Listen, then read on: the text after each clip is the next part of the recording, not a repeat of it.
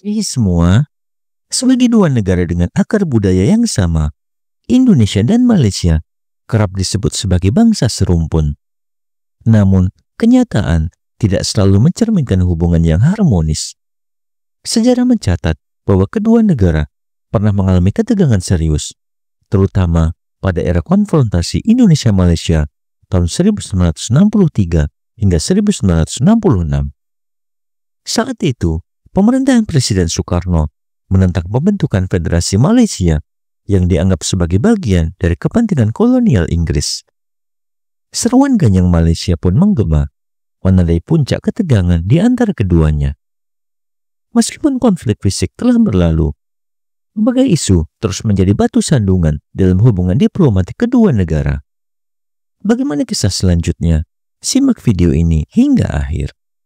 Namun sebelum melanjutkan, jangan lupa untuk subscribe terlebih dahulu channel ini agar tak ketinggalan info menarik lainnya.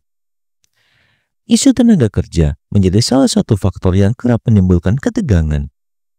Kerja migran Indonesia atau PMI memiliki kontribusi besar dalam perekonomian Malaysia, terutama di sektor perkebunan, konstruksi, dan rumah tangga.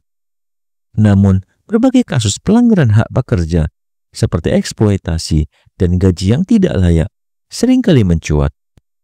Ketika insiden kekerasan terhadap PMI terjadi, reaksi publik di Indonesia begitu kuat, memaksa pemerintah menekan Malaysia agar memberikan perlindungan lebih baik. Meski berbagai perjanjian bilateral telah disepakati, masalah ini tetap menjadi isu sensitif yang sulit diatasi sepenuhnya.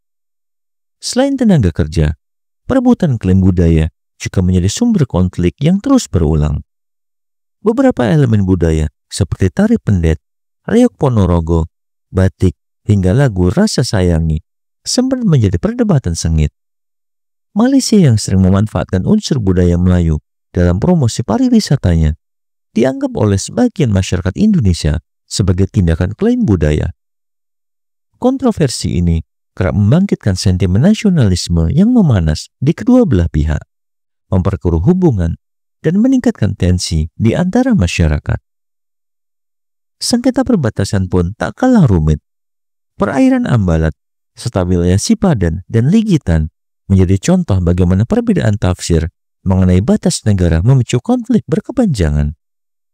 Beberapa kasus telah diselesaikan melalui mahkamah internasional, tetapi gesekan di lapangan tetap terjadi.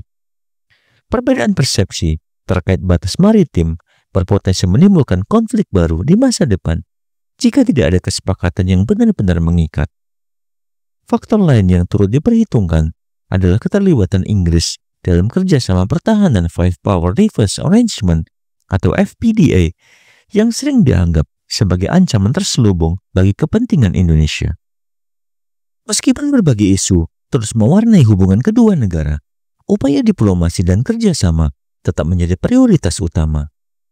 Kunjungan Presiden Prabowo Subianto ke Malaysia pada Januari 2025 menjadi salah satu momen penting dalam mempererat hubungan bilateral. Berbagai kesepakatan strategis dibahas, mulai dari diplomasi perdagangan, investasi, hingga pertahanan dan keamanan kawasan.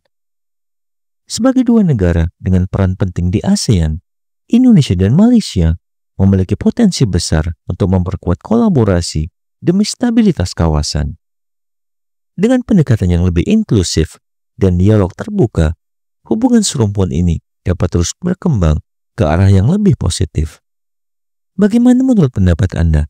Silakan tuliskan di kolom komentar dan jangan lupa untuk like dan share video ini jika bermanfaat. Sampai jumpa di video menarik selanjutnya.